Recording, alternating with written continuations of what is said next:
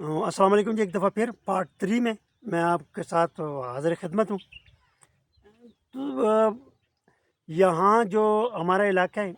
یہ پہاڑ کے اندر ہے، اور وہاں اس وقت روڈ نہ تھا، کچا روڈ تھا، تو لوگ اپنے اجناس ہم چوئی بنگلے میں ہم اٹک سے آتے تھے، یہاں سے جاتے تھے اٹک پیدل، اور وہاں سے چوئی بنگلے تک، اور چوئی بنگلہ جو علاقہ ہے وہاں پہ ہمارا ویگنوں کا اڈا ہوتا تھا، اور وہاں سے ہم جاتے تھے اٹک شہر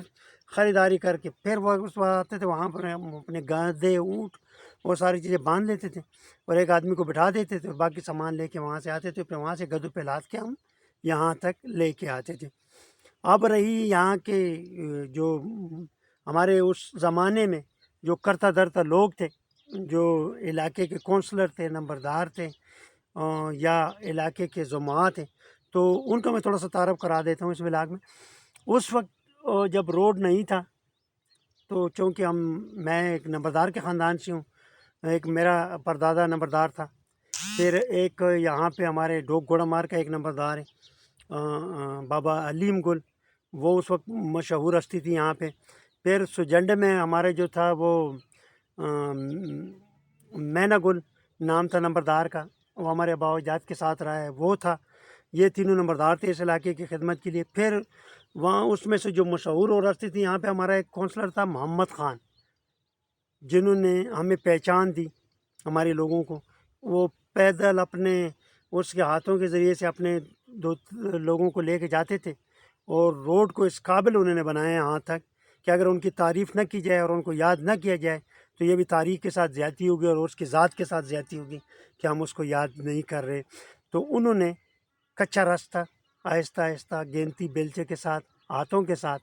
اس قابل بنایا کہ اس پہ گاڑی آتی تھی، اور یہاں تک پھر لوگوں کے لیے گاڑی مہیا ہو سکے۔ لوگ اس وقت ٹرک چلتا تھا، تو کیونکہ بڑی گاڑی ہوتی تھی، ٹرک چلتا تھا، اس میں سارے مال ڈنگر ہر چیز یہاں پہ پھر ہم یہاں سے لے کے جایا کرتے۔ اس کے بعد ہمارا ایک ہے صوبیدار میرولی خان نام تھا اس کا، وہ اس وقت صوبیدار ریٹائر ہوا تھا آرمی سے، انگریز کے زمانے سے وہ تھا۔ وہ پھر بعد میں کونسلر بنا ہے، اور پھر اس کے بعد جیسے جیسے وقت گزر گیا، پھر اب میرے دور میں یا میرے جب میں سیاست میں آیا ہوں، یا میں بحیثیت نمبردار اس علاقے میں آیا ہوں، تو یہاں پہ ایک تھا ہمارا زمان شاہ کے نام سے ہمارا اس کو ہم چیئرمین کہتے ہیں، ایک رحمت خان، اللہ تعالیٰ اس کو غلی کی رحمت فرمائے، جنت الفردوس میں، اور اس کو اعلیٰ مقام عطا فرمائے، وہ تھا۔ ایک ثقیب گل حوالدار تھا اس جھنڈے کا، وہ اس علاقے سے تعلق رکھتا تھا، مشہور ہستی تھی یہاں کی۔ پھر ہمارے جو ہے اس میں پھر بعد میں سیاست میں آیا ہوں، پھر میں چونکہ سیاستدان کے ساتھ سیٹ پہ رہا ہوں بطور پرسنل اسسٹنٹ، تو پھر میری پہچان ہوئی اس کے بعد۔ اور ہمارے اس علاقے کے جو چند نامور اشخاص تھے، وہ انہوں نے علاقے کی بہت ساری خدمت کی ہے۔ اس میں چیئرمین رحمت خان تھا، اور اس میں زمان شاہ کا نام ہے، اس میں صوبیدار میرولی خان کا نام ہے، اس میں اپنا محمد خان صاحب کا نام ہے، جو ہمارے یہاں کے ہمیں جس نے شناخت مہیا کی ہے، اللہ تعالیٰ اس کو بھی جنت الفردوس میں اعلیٰ مقام عطا فرمائے۔ اور پھر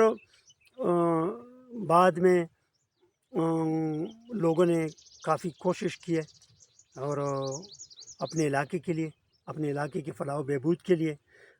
جس سے بھی جتنا کام ہو سکا اس نے اپنا حصہ ڈالا یہاں پہ، اور آج بھی ہم اسی تگ میں لگے ہوئے ہیں۔ حالانکہ ہمارے نظریات ہو سکتے علیحدہ ہوں، ہم علیحدہ علیحدہ پارٹی کے ساتھ تعلق رکھتے ہوں، ہم علیحدہ علیحدہ نظریات کے مالک ہوں، لیکن جب علاقے کی بات آتی ہے تو ہر آدمی نے اپنے حصہ اس میں ڈالا ہے۔ پہلے یہاں پہ